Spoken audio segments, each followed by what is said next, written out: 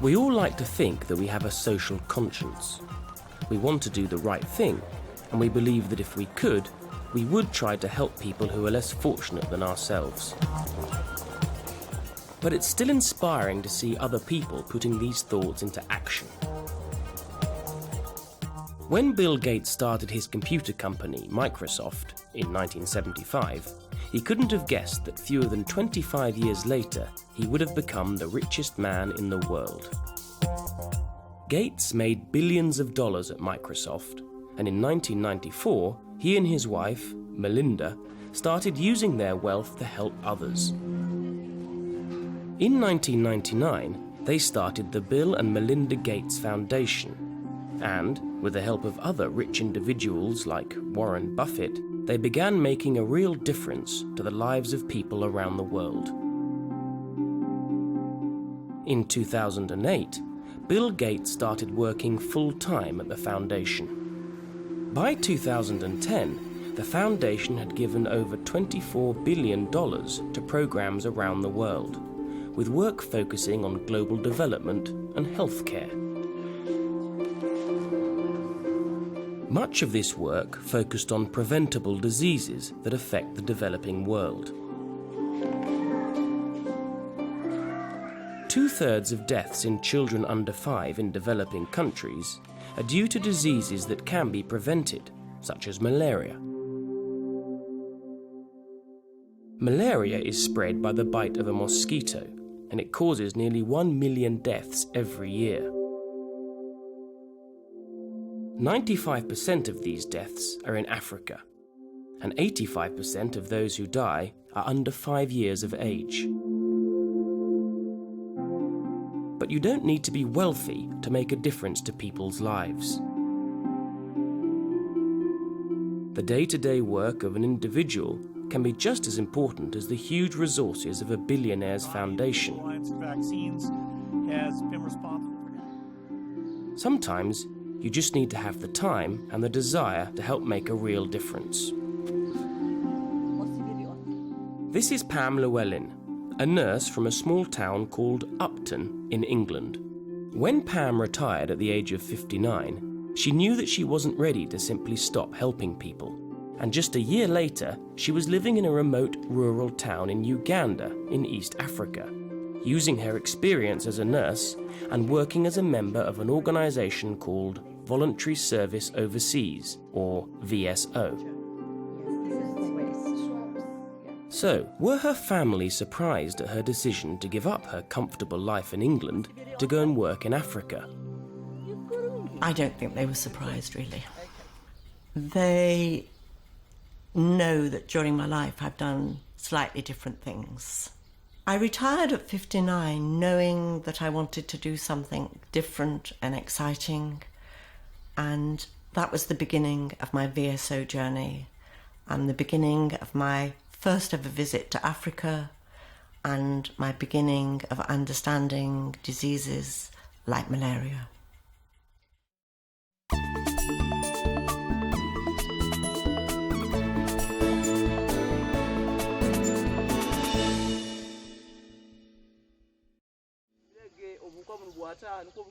VSO is an international organisation that works through volunteers to fight poverty and disease around the world. Over a period of years, I'd heard a couple of interviews about people that had gone to Russia, Southeast Asia, Africa, and I always thought, I'd like to do that one day. And coming up to retirement, I thought, I'm going to fill in the form and see what happens. VSO sent Pam to the district of Miria in the northwest of Uganda. In this remote rural area, many people live in poverty. A lot of villages haven't got running water, and people have to get their water from a pump. Life expectancy in Uganda is only 45. Pam worked with a team of local community volunteers who travelled around the district giving families mosquito nets and talking to them about malaria prevention, as well as other health issues. I was lucky because when I arrived in Uganda, VSO gave me medication, and that was a tablet every day of my stay during my 2 years. So I took the tablet, I never forgot, and I never got malaria. They also gave me a treated mosquito net, which I used every night of my stay there. Long-term treated mosquito net. If Pam hadn't taken malaria tablets or had forgotten to use her mosquito net, she might have caught malaria living in Miria. And, unfortunately, this is the reality for many of the people she worked with who couldn't afford tablets or mosquito nets. The only way to prevent getting malaria is to sleep under a treated mosquito net. And of course, local people can't afford to buy them. They're not provided free by the government.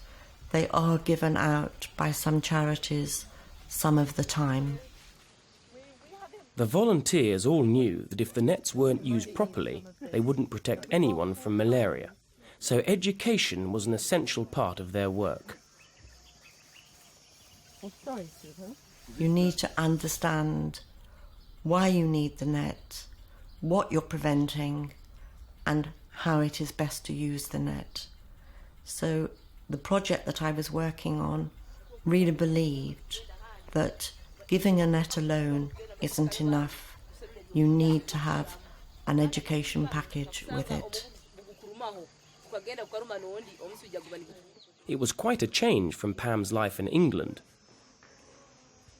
Pam lived in the community and had to adapt to a very different standard of living, although there were also many similarities.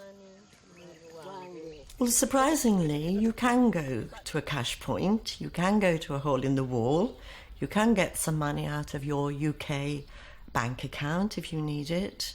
Having said you can go to the hole in the wall, some days it doesn't work. Some days there's no electricity. It's very much the same. There are shops of a sort, Lucky 7 supermarket, which we used to joke that if there were 7 things you wanted, you were lucky. But you just adjust your life. Okay.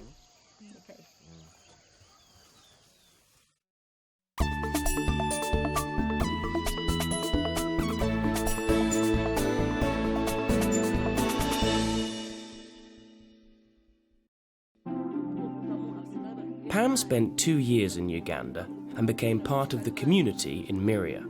Through her work, she didn't just help to change the lives of many people she cared for, she changed her own life too. I don't think I will ever be the same again. I feel differently about how I live here. I feel differently about how my family live. And I've now been back over a year, and I still haven't been into a big supermarket. If Pam hadn't gone to Uganda, she would have missed out on a life-changing experience. But is there anything that she would do differently if she could do it all again?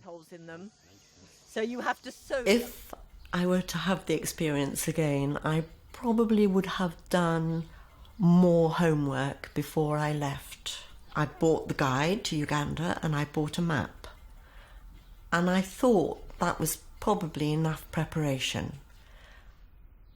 If I could do it again, I probably would make more effort to contact more people who had actually been in Uganda as a volunteer or working short term, so that I could have been better prepared for what to expect professionally and culturally, from first hand rather than from a book. Many people are surprised at Pam's decision to start work for VSO at the age of 60, but she believes that waiting until she retired was a good thing. I don't think I could have done this when I was younger. I wouldn't have had the confidence to do it. I wouldn't have had the skills to have done what I actually did in Miria as a nurse. And I don't think I would have survived very well. I don't know, but personally, for me, I think it was the right time. And it would not have worked so well had I gone when I was younger. And what was the most rewarding part of her 2 years in Uganda? People ask this question quite a lot, and it would be quite easy to say that during the time that I was there that we distributed over 6,000 mosquito nets, so that I know that 6,000 families were benefiting. But it was the friendships and the people that I met and that contact with ordinary people in Africa and visiting their homes, sitting on the floor in their mud hut, laughing over something, is a joy and an experience that I don't think you can buy. And I felt very, very privileged to be able to do that.